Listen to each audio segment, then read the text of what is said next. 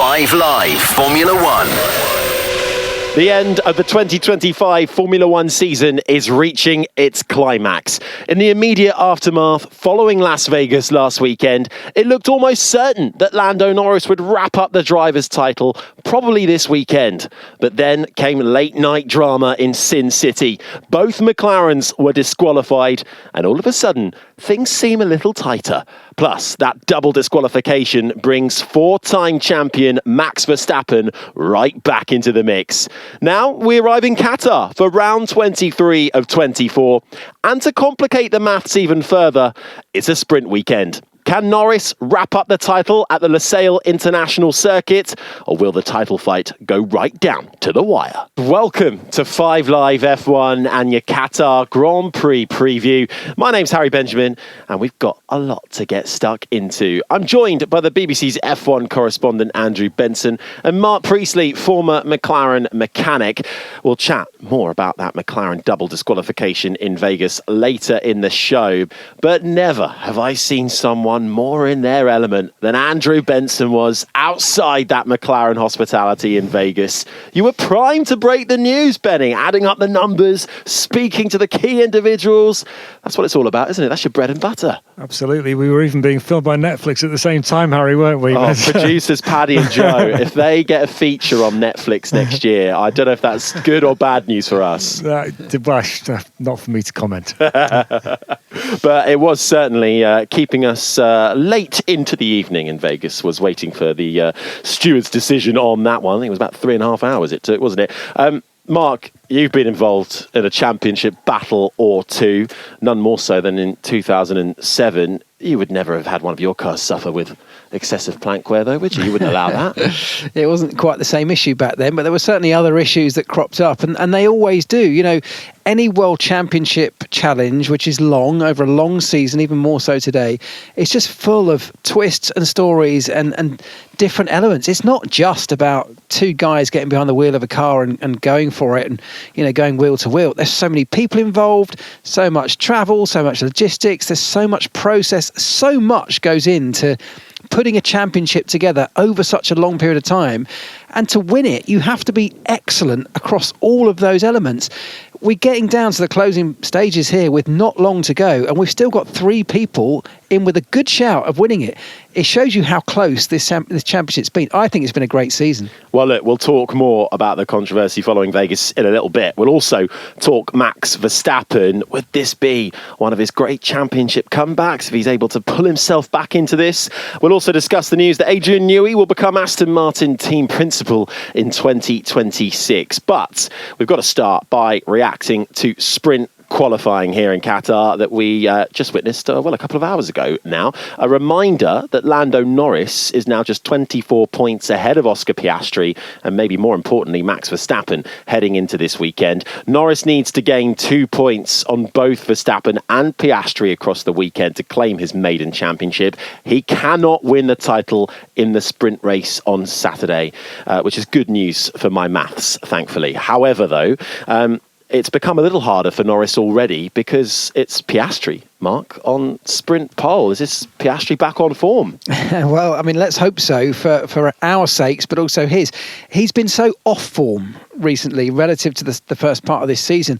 It's knocked his confidence. That has this knock-on spiralling impact to his performance, and it kind of escalates to a level that sometimes feel hard to dig yourself out of, but that looks like it's exactly what he's done here this evening. This is a circuit that he loves. He's always gone very well here, so that's kind of what he needed to do. He needed to put together a really strong lap. The lap wasn't perfect, but it was good enough, and I think it's more than just putting him at the front of the grid for the sprint. It's about putting him out of trouble, out of harm's way when there's a messy pack behind. He doesn't want to get involved in that, and more than anything, I think it's a confidence builder. Yeah, he's taken all three sprint poles in Qatar. There's just something about the Lusail circuit and Oscar Piastri which seemed to gel pretty well, Andrew. He's outstanding in high-speed corners. That's the key. And this track is full of high-speed corners, medium to high speed. And that lap, I mean, he had quite the moment turning into turn 4, a big oversteer snap.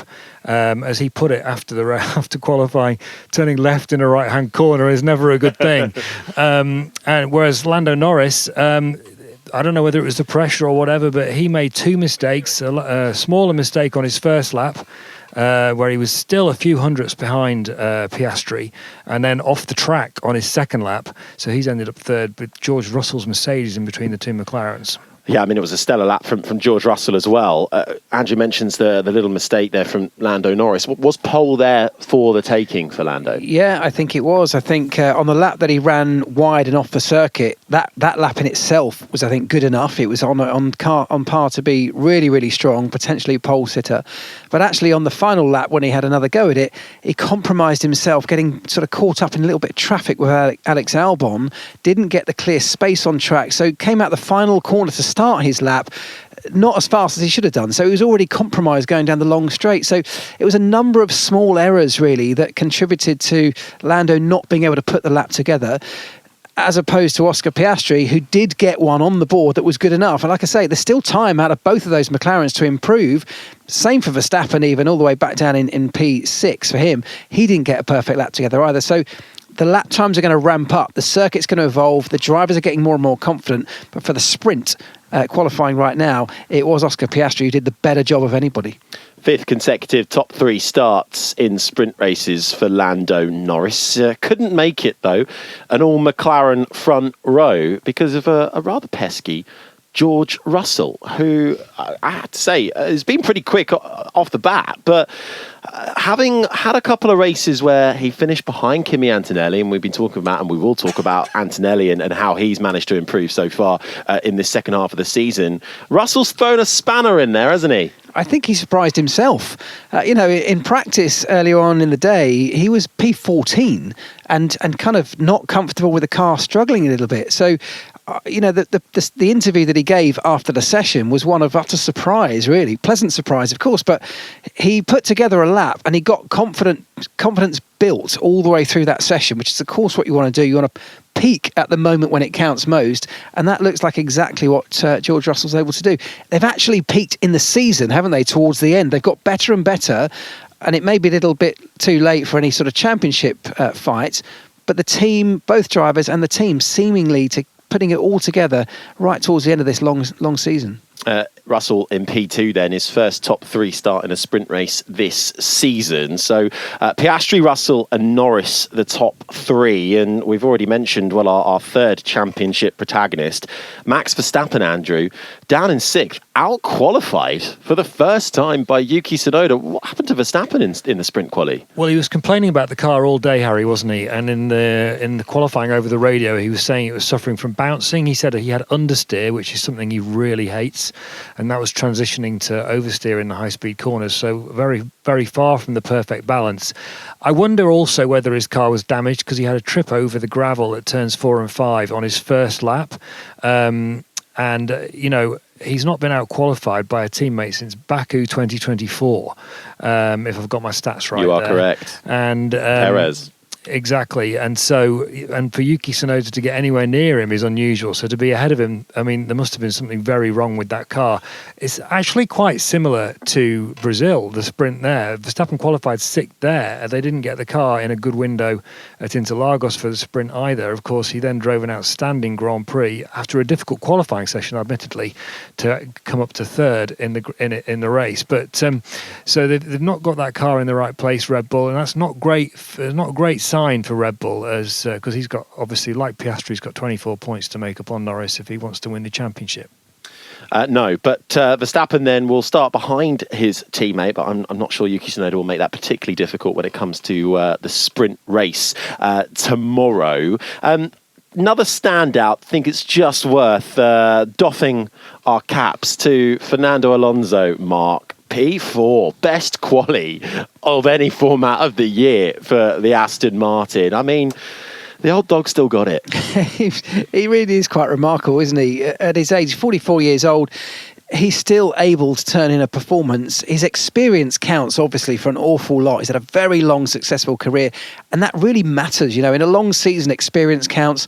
But, when your teammate's getting knocked out in Q1, as Lance Stroll did, and on the other side of the garage, the guy picks it up on P4, that is an absolute gulf between two cars that are designed the same, effectively made of all the same bits, got the same amount of power and all those things. The difference there is the driver, and Alonso brings that difference. I mean, look, Lance Stroll is not the greatest driver in the world, is he, by any stretch of the imagination? And it's very common to see. In fact, it always happens that Fernando Alonso's ahead of him.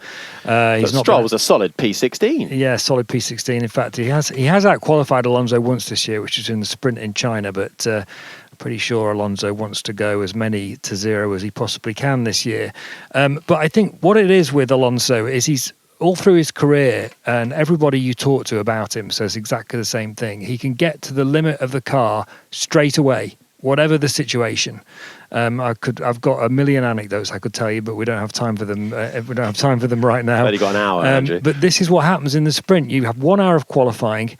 You've got to nail it straight off, and what more can you say about Fernando Alonso? He's one of the greatest racing drivers who's ever existed, and here is more evidence of it. Stunning lap from Fernando Alonso, and he'll be happy to pick up some good points because there's a tight fight for sixth in the constructors, which Aston Martin are very much involved with. Let's take you through the full order then. As we've said, Piastri, Russell and Norris the top three, with Alonso in fourth. Then come the two Red Bulls, Tsunoda ahead of Verstappen, Kimi Antonelli in seventh. A good running for the two Williams cars, Sainz in eighth. Alex Albon rounds out the top 10. Charles Leclerc's Ferrari down in ninth. And, well, that looks pretty good when you compare it to the other side of the garage, Mark. And Hamilton, 18th. It's unrecognisable of the champ. Yeah, utterly disastrous, really. Not just in terms of the lap time and what that did for him being knocked out in the first part of this qualifying session, but the way that his demeanour is right now, the way he's holding himself. The interview post-session was almost really quite sad to see from such a great champion. Statistically, the greatest driver this sport has ever seen. And he is a real, true, genuine champion. But he's going through a real low spot right now. And I can tell you, having worked with him, he's also a really emotional character. So when emotion is high, whether that is high from the highs of doing well, or whether it's really low from the disappointment of a session like this, he's really affected by it. And he brings it to the car, he brings it to the racetrack, and it does affect his performance. It's been like that ever since he came into the sport. So he's in a real sort of hole at the moment. He cannot wait for this season to end, and he just desperately hopes that all the big technical changes and the brand new cars that come into Formula One next year give him a glimmer of hope. They might come back towards his driving style. Let's see if Hamilton can gather any more learnings during the sprint race tomorrow. Right, what can we expect to see in the sprint then? Is it going to be an Oscar Piastri romp to victory? Will Norris try a late dive down the inside into turn one? Can Russell throw his hat into the ring? Well, the difference between those three names is two of them have really got something to lose and one not so much. So George Russell can afford to take some risk here. He can afford to get his elbows out because he knows that Piastri and Norris can't afford to get too involved in this. So expect a really kind of aggressive George Russell off the start. It's really the best place in a short sprint. It's the best place to make any moves and have a chance of getting anything out of this. I think Russell's going to really get quite wide going into turn one. We saw aggression from Norris last time out in Las Vegas, but it didn't work out for him. Does that put him off doing it again? I mean, this is the thing. It's what did Alex Ferguson used to call it, squeaky bum time, didn't he? And that's the situation. It makes it so much more complicated when you have so much to lose. Lando Norris is in control of the championship at the moment, 24 points ahead of Verstappen and Piastri. But if he crashes out at the first corner with George Russell, for example, trying to take second and trying to make up 1 point in the sprint, then he loses 8 points to Piastri, who's almost certainly going to win it as long as he gets a good start. So Norris won't want to do that. He'd much rather finish third behind Piastri and Russell and lose only 2 points than he would lose 8 points by crashing out. So the risk-reward calculation changes right now for Lando Norris, whereas Piastri and Verstappen have really got to go for it to make up the points deficit that they've got to Norris. So you can listen to the sprint race on Sports Extra from 1:45 tomorrow, lights out at 2 p.m. Let's go deeper into this championship battle now. The Vegas McLaren double disqualification. I mean, that's huge implications, obviously, for the title in closing stages. But Mark, we're talking really fine margins, aren't we, with Formula One and with that plank underneath on the skid block on the underside of the McLaren. How do you bounce back from something like that? Is it something everybody within the team is going to be feeling the weight of now and worried, it could happen again? Well, the team were in this sort of, I guess, slightly fortunate position. They've put themselves there, so fair play to them. They've put themselves in a position where they can get away with that. Like, no one wanted that to happen at McLaren, but it's yes, it could affect the championship, but it equally just might not. Lando Norris could go along and have a wonderful weekend and win the championship, at a reasonable canter. We have no idea how this is going to play out, but the point is that it is fine margins, and what it will do in the sort of mentality of both the drivers but also the engineers and the team is it will really sharpen the focus that these small margins can make a difference, because what they can't allow to happen is to get, maybe it goes down to the wire, maybe it goes down to Abu Dhabi, and then it may not just be about driving or getting the car set up. It could come down to a tiny infringement. It could be a small oversight or a miscalculation. If you lost a championship because of something like that, that would be heartbreaking and so difficult for everyone to get over. So I think the moment that happened in Vegas, both cars being disqualified, is a real wake-up call, a real reminder that even the most basic miscalculations can have a really significant impact. So you've got to be on your game right the way to the checkered flag at the end of the season. But Andrew, McLaren said that this problem that causes disqualification, it was a concern from pretty early on in the race. I know McLaren have given a statement since it all unfolded. Yeah, so they're saying they didn't take any, or they didn't consider they'd taken any unnecessary risks. The implication in their statement was that they'd actually been a bit conservative with the car setup, and it seems like that might have been the problem. They ended up with a problem called porpoising, which is an aerodynamic phenomenon that makes the car bounce up and down about 5 times a second. People might remember it from when this generation of Formula One cars was first introduced in 2020. How could we forget that word? Indeed, 2022. And that's what caught them out. It became apparent very early in the race that this phenomenon was happening to the car. And once you're in a situation with porpoising and you're in a Grand Prix, you're a bit stuffed, really, because the car's going to strike the ground repeatedly every lap. And it's not a surprise that they ended up wearing their skid blocks out in the way they did in those circumstances. So I think it's just one of those things that can happen in the circumstances of that kind of weekend. Let's not forget that there wasn't very much practice running in Las Vegas. There were a lot of red flags in the second practice session. The third practice session was wet, so it was McLaren didn't have the data that they needed. And I think this is not the first time that a team has been caught out this way. Lewis Hamilton was disqualified and Charles Leclerc in Austin in 2023 for exactly this problem. And George Russell and Lewis Hamilton was disqualified in China this year for exactly this problem. And George Russell lost a win in Spa. It wasn't only because of skid wear, but the car was underweight at the end of that race in Belgium, and Mercedes said afterwards that unexpectedly high skid wear had been one of the reasons for it ending up underweight. The problem that this sort of highlights, if you like, and this is what I'm talking about in refocusing McLaren's minds as a group particularly, is that if they did go a little bit more conservative, if they weren't going particularly aggressive with things like ride heights, and they talk about being a little bit more conservative, the question is, why are you going conservative? The problem, or one of the risks when you get to the sharp end of a championship, is you start thinking about doing things differently, and that could be going more conservative. If you're chasing, it could be going a bit more aggressive.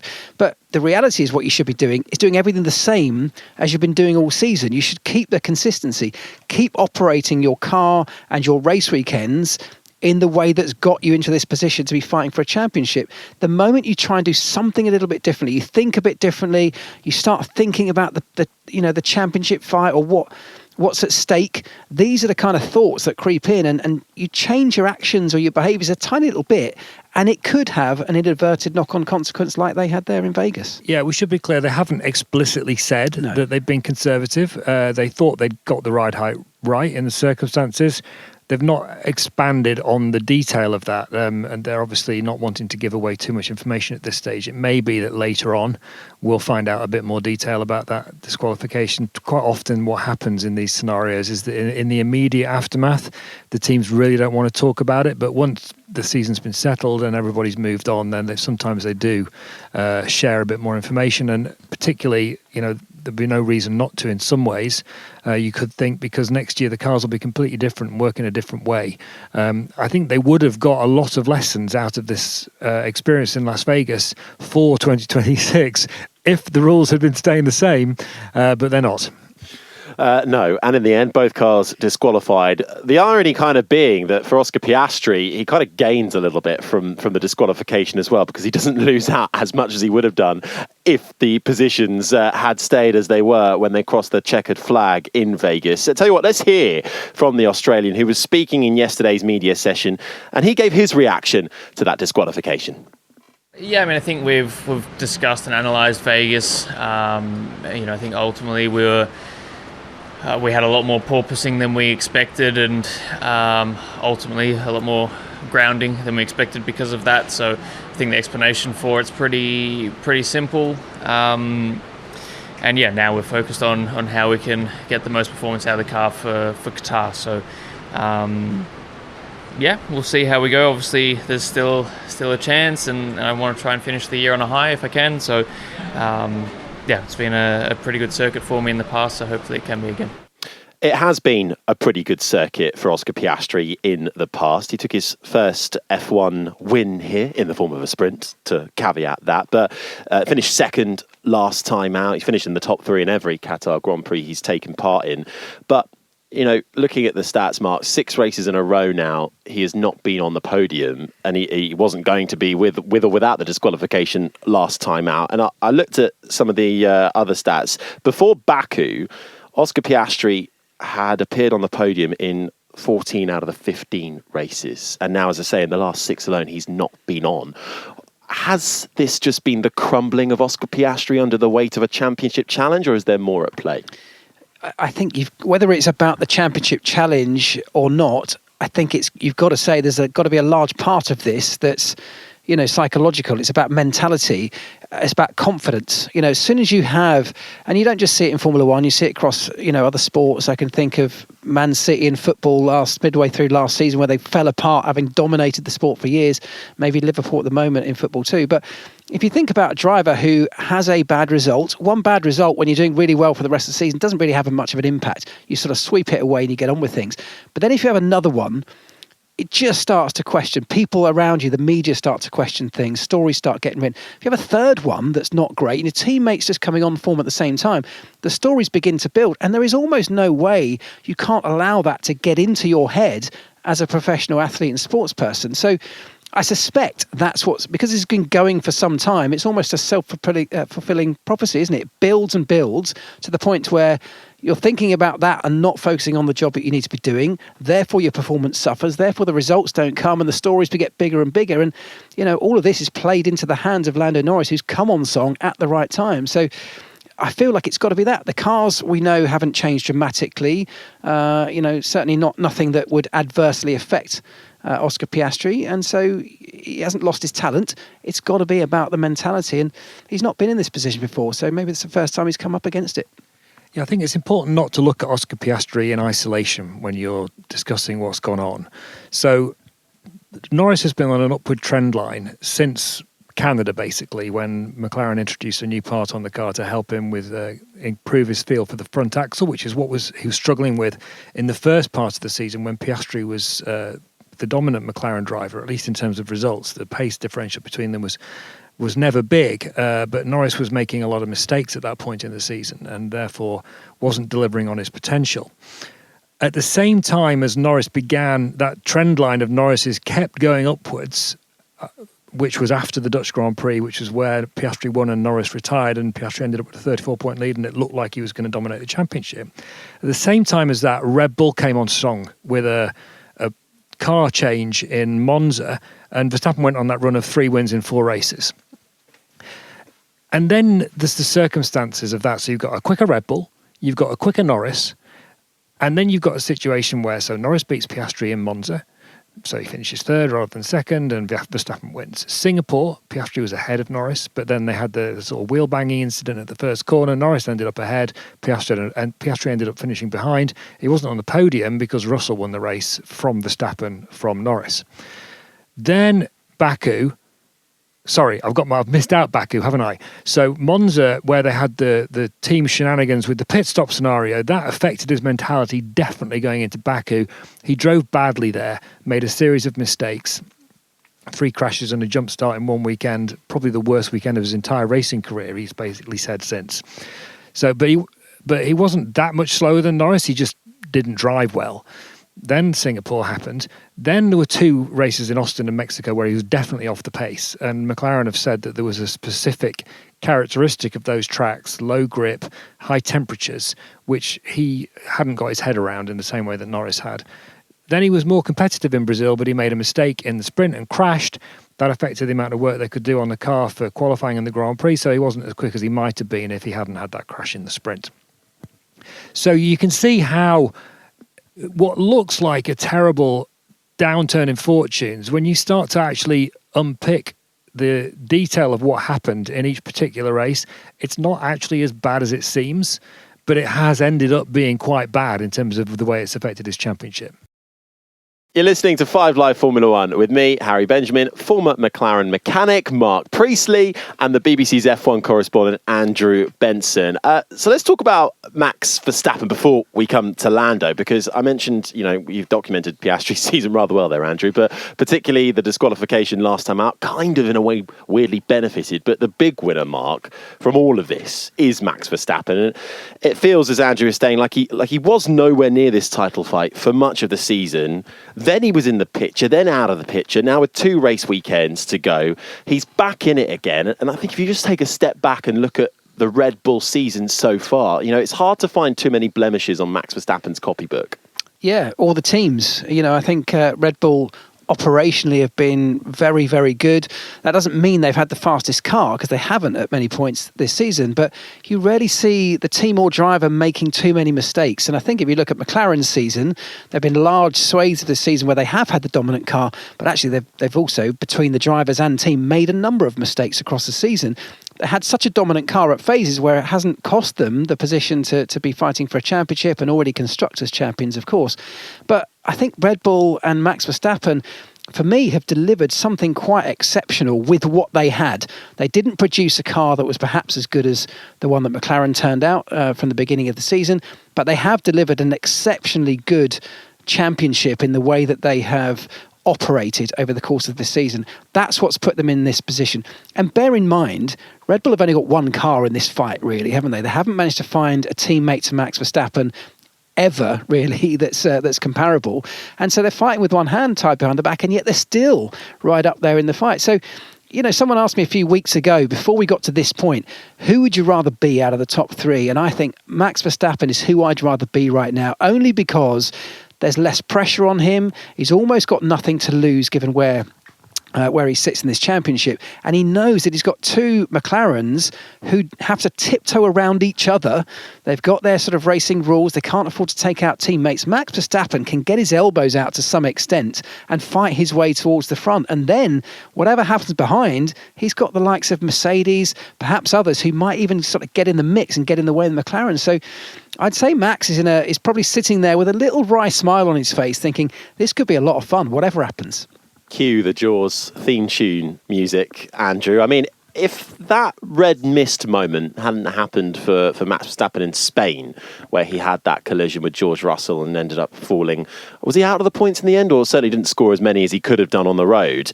He'd be even closer than 24 points now. And I know Formula One is all about woulda, coulda, shoulda, but that's really the only marker I can think where Max Verstappen didn't fully maximise his car this year and what the machinery that he had available to him.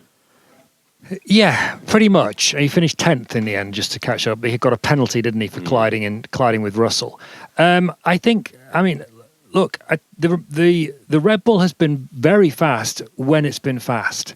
The difference is it hasn't been as consistently fast as the McLaren. Actually, when you look at the headline stats from the season, 7 poles each for Norris and Verstappen. That says quite a lot. But the average, in terms of the qualifying pace of the two cars, the McLaren's 2.5 tenths quicker than the Red Bull. Now, of course, there's a question mark there as to who's the quicker driver out of the two McLaren drivers and Verstappen, which muddies the picture. But anyway, you get the point. He's been outstanding, but Red Bull season has been really quite the roller coaster, hasn't it? You know, they started with one team principal, they've now got another one. They had a really rocky patch in the middle of the year. The first few races of the season, he won a couple of them, you know, with some outstanding performances. That race in Japan, one of the drives of the season, the first lap overtaking move at Imola on Piastri into the Tamburello chicane, one of the overtaking moves of the season, if not the overtaking move of the season. But they went off the boil through the middle part of the season when McLaren came on song more. But then look what happened after Monza when they changed the car, and that just shows they got the car into a position where it could compete. What does Verstappen do? 3 wins in a second place in 4 races. Then though, a bit shaky again, but it just shows, doesn't it, when they went into the next couple of races that the car wasn't as easy to perhaps get to its optimum place or close to its optimum place as the McLaren was. But I think if you were to ask most people in Formula One who has been the outstanding driver of the season, they would pick Verstappen over either of the McLaren drivers, and they'd probably throw Charles Leclerc and George Russell into the conversation as well. Oh yeah, certainly. Well, here's what Max Verstappen had to say when asked how he feels about still being in this title fight. Something that I definitely wouldn't have expected. But here we are. I mean, I think we have had a very strong end to the season. Much more happy with that.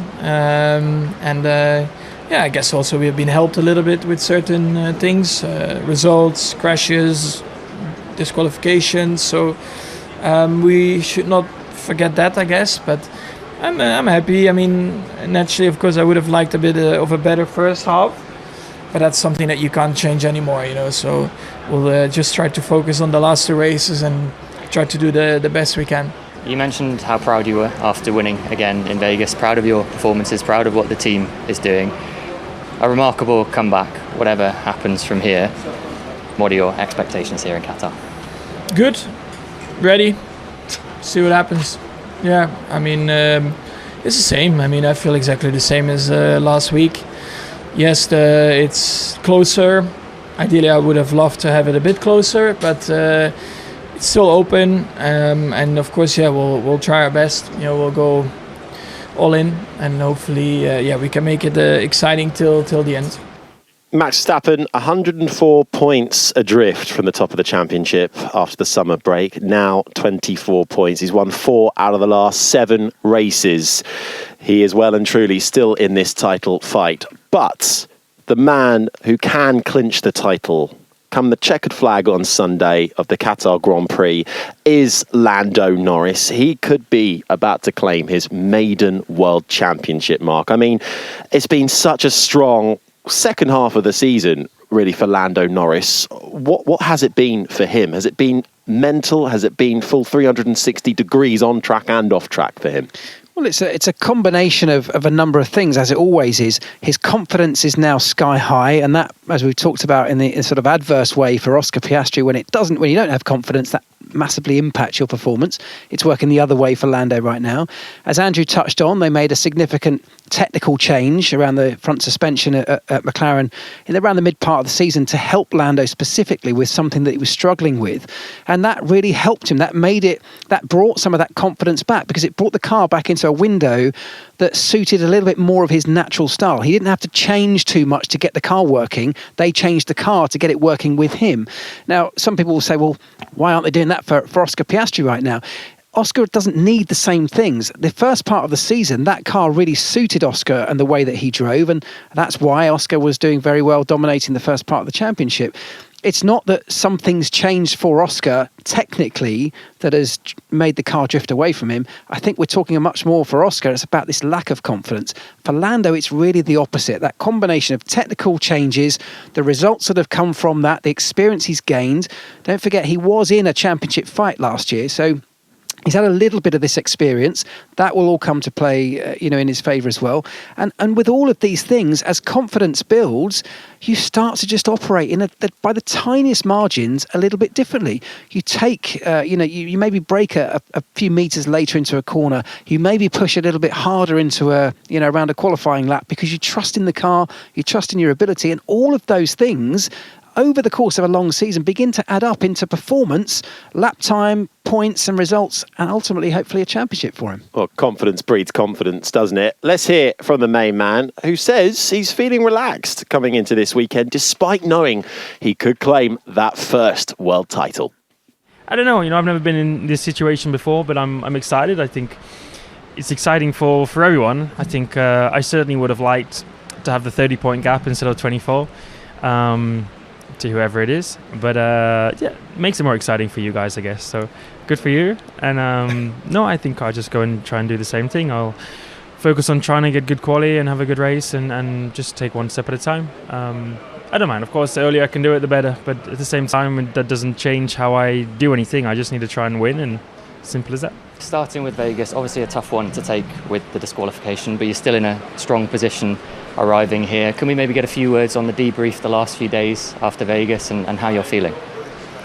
The debrief was great because at that point there was no outcome. So the debrief was good. I think we had a pretty good idea already of what could potentially happen. So and we're also gutted, like I was, not very happy after the race because of our lack of pace for the reasons that are now clear. And just the fact that we weren't quick enough to try and win the race either way, whether the result was the way we wanted or not. So I think still we knew what might happen, but at the same time we're like, what can we improve on, what needs to be better, and the work continued all the way to here, so we're excited to go again.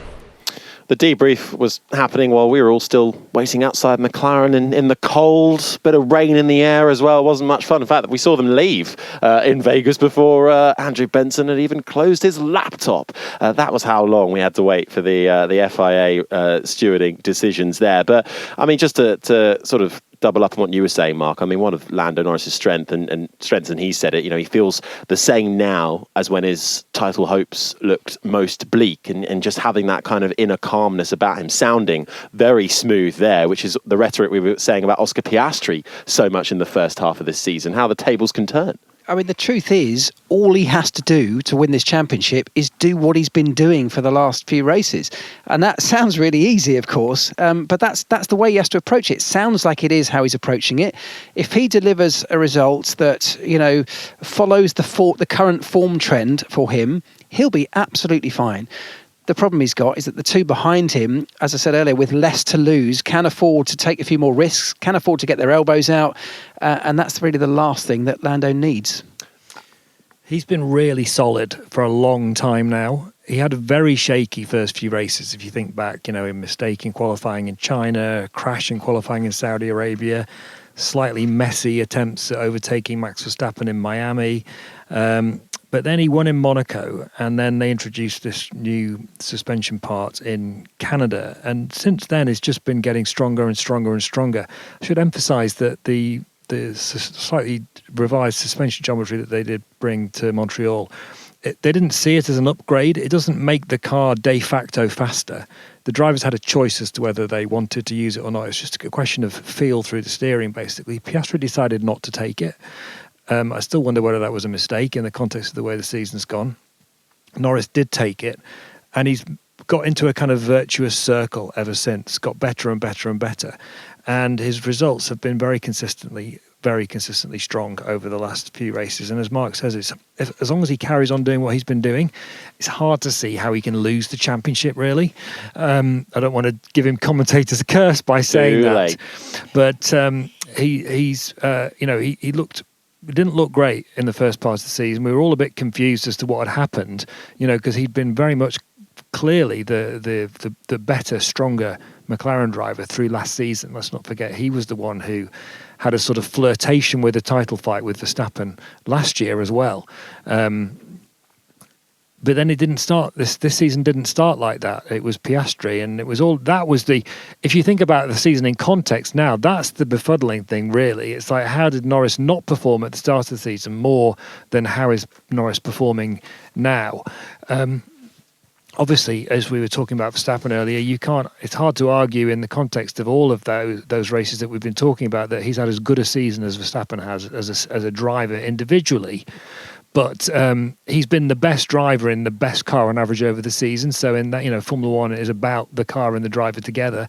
So in that way, if he wins the World Championship, it'll be very much well deserved. One of the amazing things, though, that I think McLaren have achieved so far this year, and obviously we've still got 2 rounds to go, is this harmony between the 2 drivers. We've got teammates fighting for their first ever World Championships, Mark, and normally that could lead to turmoil and a split down the middle, which you yourself have been a part of. 2007, 2008 at McLaren, the Fernando Alonso and the Lewis Hamilton years nearly tore that team to pieces. But right now, it seems like it's all pretty sweet. I mean, how impressed have you been about the sort of new institution that McLaren have been able to deliver? Yeah, very impressed, because I'll be honest with you, at the start of this season, as this became clear that they had the dominant car, and it would highly likely be that those 2 drivers, whether it's someone else like Max Verstappen involved as well, those 2 drivers would be involved in a title fight, such was the dominance of their machinery. I would have bet my house on the fact that it would end in tears. I'm glad I didn't. There's still 2 races to go and it can still happen. But I think what's likely to happen is, and we're sort of seeing it, McLaren have been helped a little bit, although they may not see it this way, by Oscar drifting away slightly. That's taken the pressure off. If you think about when it happened to us at McLaren back in 2007, we had Lewis and Fernando Alonso level on points at the end of the season. So going into the final race, there was nothing between them. It was neck and neck. It was literally the last day where everything was on the line. It may not get that far this season, but they have done, despite all of that, a very good job of keeping their communication flowing. And that's the key to all this, keeping open, transparent communication. As I've heard Zach Brown say a few times, they've had a lot of these difficult and awkward conversations so commonly and regularly, they're no longer difficult conversations about the sort of the elephant in the room, the championship or Max Verstappen coming at them, the mistakes that have been made. They just openly talk about it. Both drivers know they've got an equal opportunity. There can be no misunderstanding that one has an advantage than the other from the team.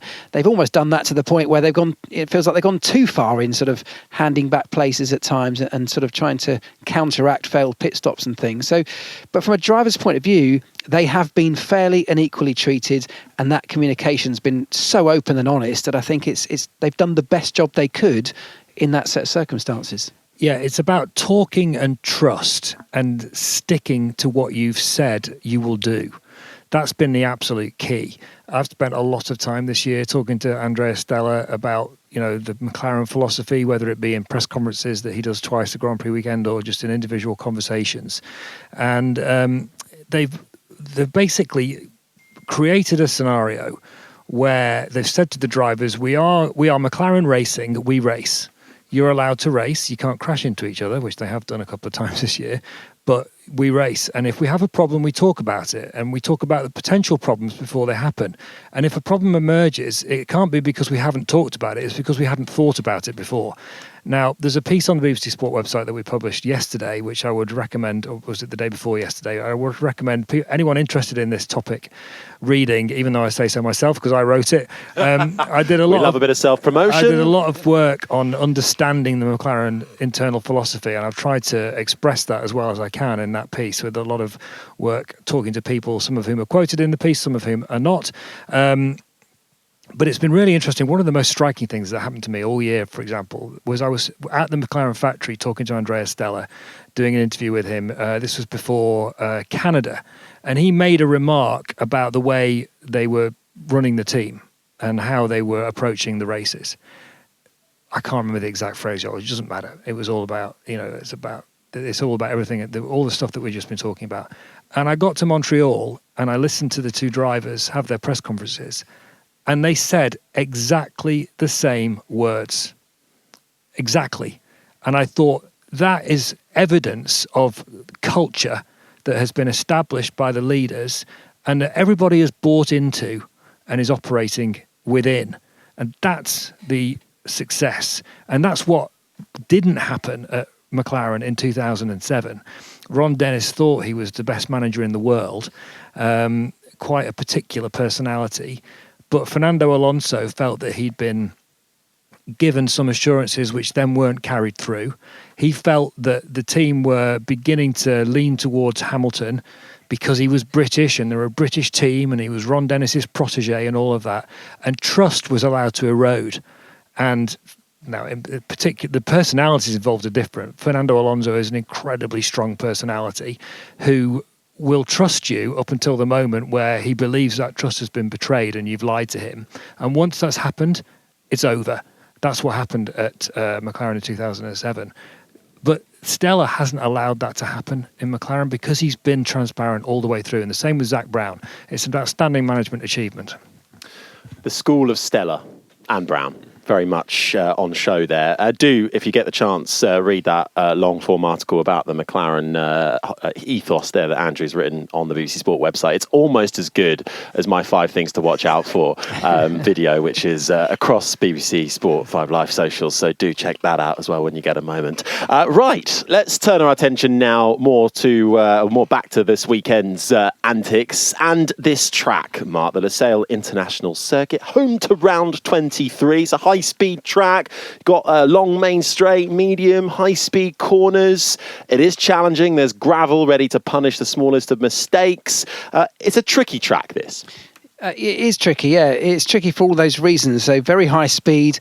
It's not overly used a lot. So, it's out in the middle of the desert as well. So there's dusty parts of the circuit, particularly early in the weekend before things start to clean up. So the performance around this track will ramp up as the weekend goes on, as we often see in tracks like this. But yes, it's very high speed. It is kind of bumpy in stages as well. The curbs are really aggressive to the point that Pirelli, the tyre supplier in this sport, have had problems there in the previous visits to the circuit where the integrity of the tyres has been questioned.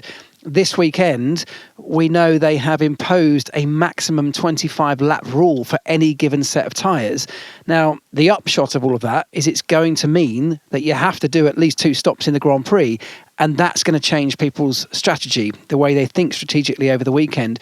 It's going to change everything about the weekend from the way the teams approach it from the very first lap in practice as the weekend goes on, about what they're learning, about what they're thinking when it comes to the Grand Prix. So, yes, the circuit itself has a huge number of challenges. It is, of course, run under the floodlights as well at night as temperature starts to cool away. So there's a whole new set of circumstances that teams and challenges that teams and drivers have to manage around this one.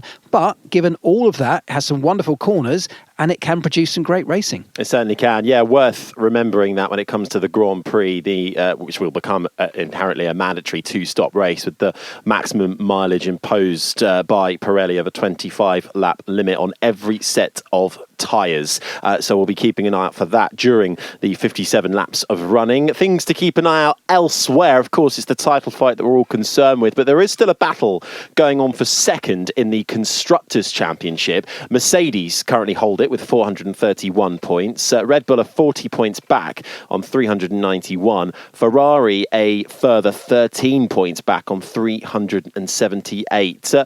Andrew, where are we expecting Ferrari and Mercedes to be this weekend? And Ferrari particularly seem to be struggling off the back of Vegas, particularly in Hamilton's car. Yeah, I don't think anyone would have any great confidence in the idea that Ferrari could be competing for a win. It's looking very much like this is going to be their first winless season for a little while. One of the worst seasons in their history, frankly, which especially in the context of nearly winning the championship last year has been a big disappointment. And you can feel the pain at Ferrari. You've been able to feel the pain at Ferrari for a long time, and I think they're just sort of trying to get this season over with as quickly as they can. Mercedes, though, if they can get things sorted out with their car, they've proved a couple of times this year that they can beat in a straight fight McLaren and Red Bull. It's tended to take a certain kind of circuit, though, and it hasn't. This isn't that kind of circuit, but they're certainly in a position where they're close enough in terms of competitiveness to think that they could get in the mix.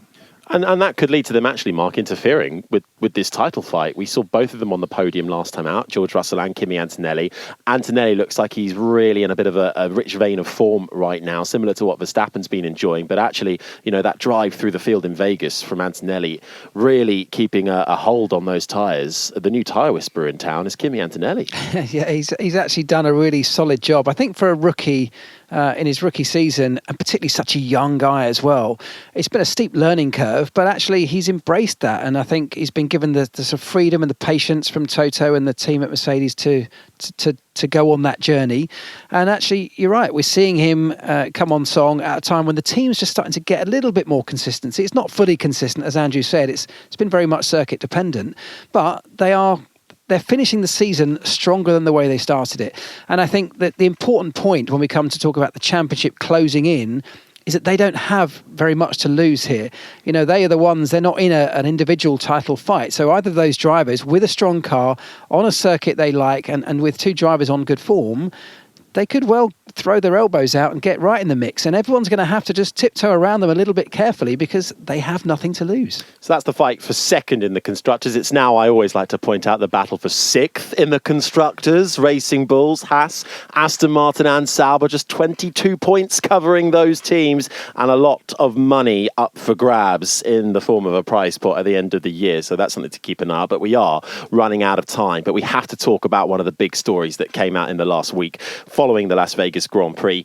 Formula One design legend Adrian Newey. He's going to become Aston Martin's team principal next year. Andrew, that's a bit of a surprise. Well, yes, on one level and no on another, in a way. We reported on Saturday in the midst of the sort of, while we were waiting for the McLaren disqualifications to be confirmed, that Andy Cowell, who's been the chief executive officer and team principal of Aston Martin since October last year, was going to lose that job. And the question was what they were going to do about replacing him. Now, there's still a question about that, actually. So what's transpired in the course of this week is that Cowell is indeed losing that job, moving to a separate role in the company, which is more focused on the engine project with Honda and their fuel suppliers. And Newey has become team principal, which in a way is just it's an unusual job for Adrian Newey, but only if you view team principal in the way that often team principals are viewed. I don't think that's the role it's going to be. It's just a reflection of the fact that he is the overarching authority in the team. And the reason Cowell was moved, effectively, was that there'd been friction between Newey and Cowell. I don't know the details of that friction, but it's inevitably going to be about the design of the car. And it seems a strange fight for Andy Cowell to pick, given that Adrian Newey is probably the greatest Formula One designer in history. Why would you question what he was suggesting they would be doing with the car for next year, which is obviously the big hope for next year, is that the new regulations will give Adrian Newey and Aston Martin and Honda, who'll be their engine partner next year, the chance to leap forward in competitiveness. So why have a team principal if the team principal's getting in the way of the guy who's theoretically going to give you the performance? That's the thinking behind it. Is Adrian Newey going to start turning up in press conferences, the FIA press conferences, for example? Maybe from time to time, but not on a regular basis. Is he going to do the sort of guest glad handing and sponsor events that team principals tend to get dragged into? I doubt it very much. Will he be the person who everyone looks to in Aston Martin? Yes, but then he already is. Cue Mike Crack, the chief trackside officer, who may well step into those media-facing roles. Right, we've got to move on because we've got to end things. I've got to get a prediction for Sunday's Grand Prix from both of you. I mean, how can we? I know. But who's going to win the race? Will the title be won by Lando Norris, Mark Priestley? I think Max Verstappen's going to win the race, so the title rolls on to Abu Dhabi. Andrew Benson. That's been my feeling as well, that Verstappen will win. All I would say as a caveat is that when McLaren's form was shaky through that period of Red Bull strength, in the early autumn, Qatar was one of the tracks where Andrea Stella said, we're going to be strong there. And that would make sense. It's all long duration, medium and high speed corners. And the McLaren is the best car in long duration, medium speed corners. Maybe not in high speed, but certainly in medium speed.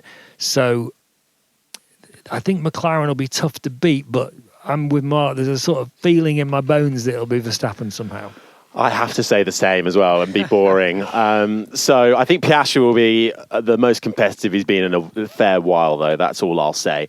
Right, we are done for now. Lots more F1 action to come your way on the 5 Live network throughout the weekend. Both the sprint race and qualifying will be on Sports Extra, and Sunday's race will be Sports Extra. Lights out at 4 p.m. Thanks to Andrew. Thanks to Mark. This has been an IMG production for BBC Radio 5 Live.